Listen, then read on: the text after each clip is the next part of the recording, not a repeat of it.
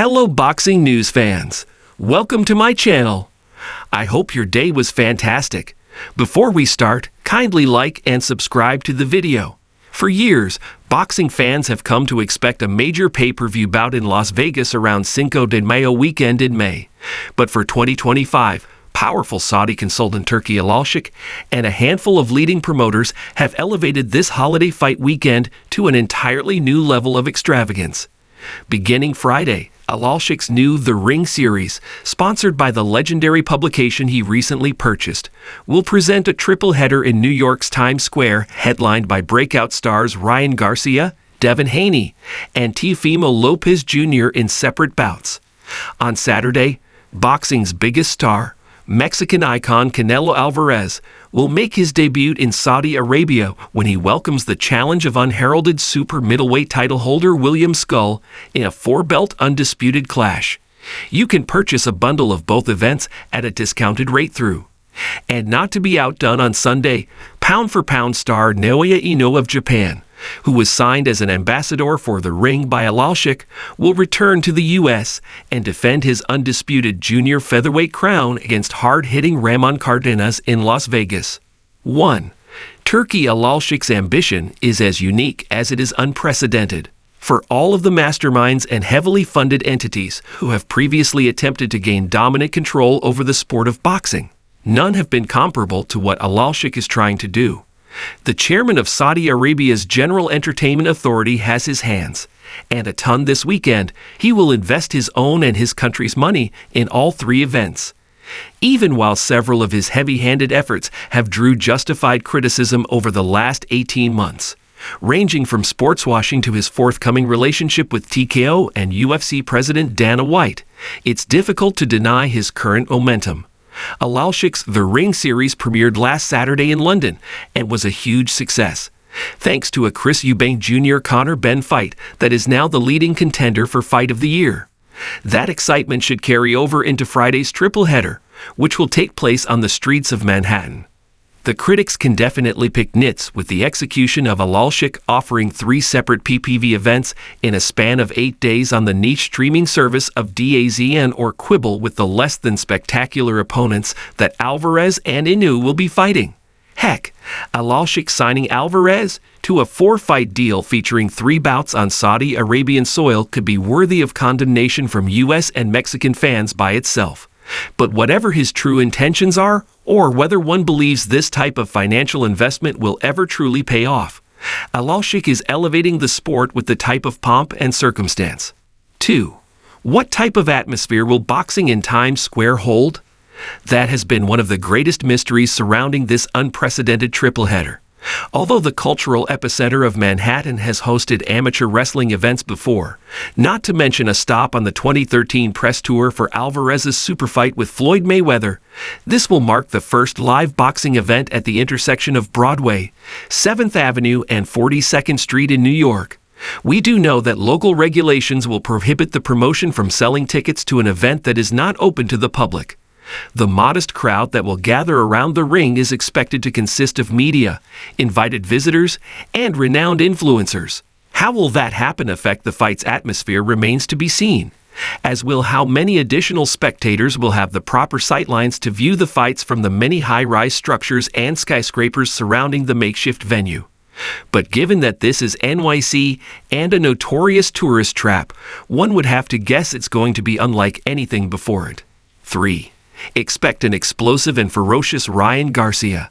It has been over 1 full year since Garcia last stepped into the ring in nearby Brooklyn, when he routinely dropped Haney en route to an upset win that was later changed to a no contest when Garcia failed the drug test.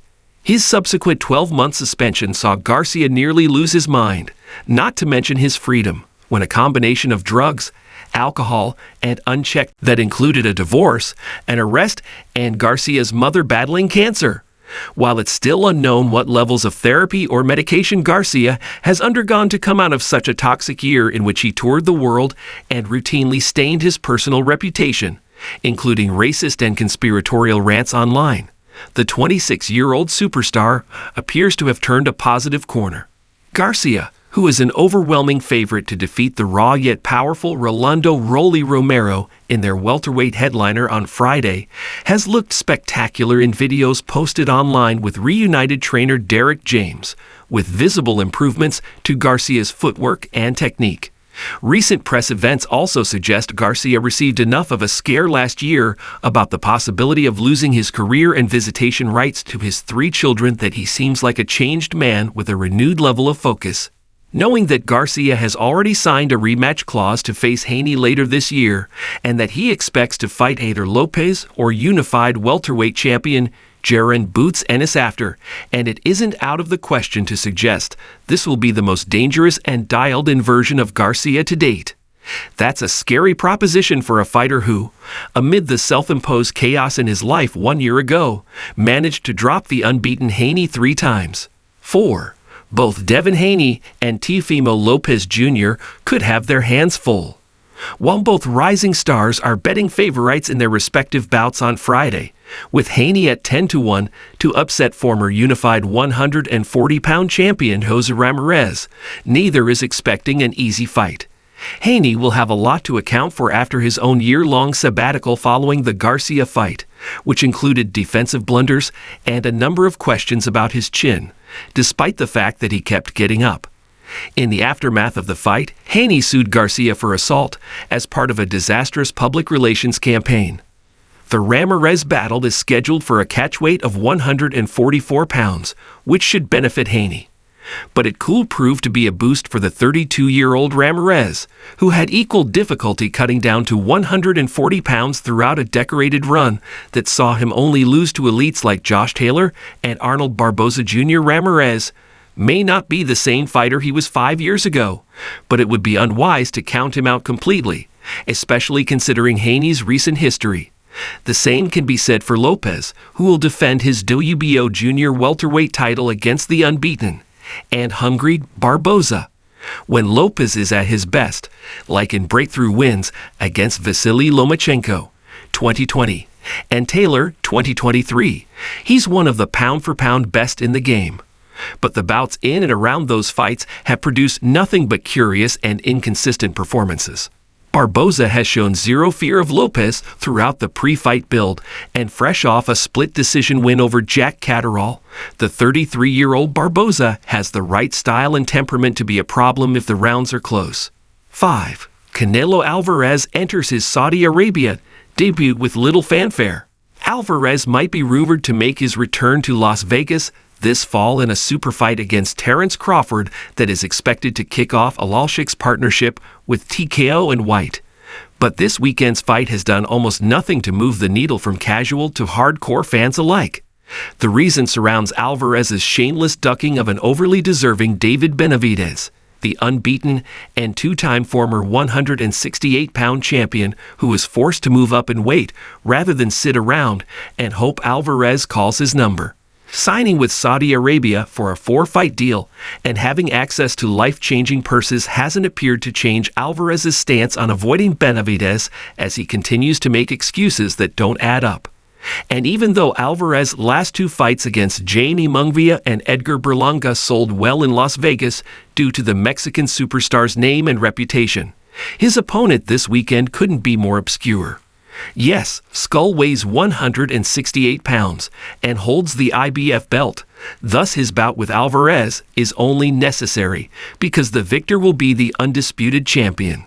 However, Skull is only a champion because Skull's victory over Vladimir Shishkin in Germany last October was anything but spectacular, and Alvarez lost the IBF title because he refused to fight him. As the focal point of Cinco de Mayo and Mexican Independence Day weekend celebrations, Alvarez is accustomed to selling out massive venues in Las Vegas twice a year. Rather, he will battle the venue in Riyadh, which opened last year and holds just 8,000 spectators, half a world away. Kindly keep checking out and subscribing to my VSR Media channel.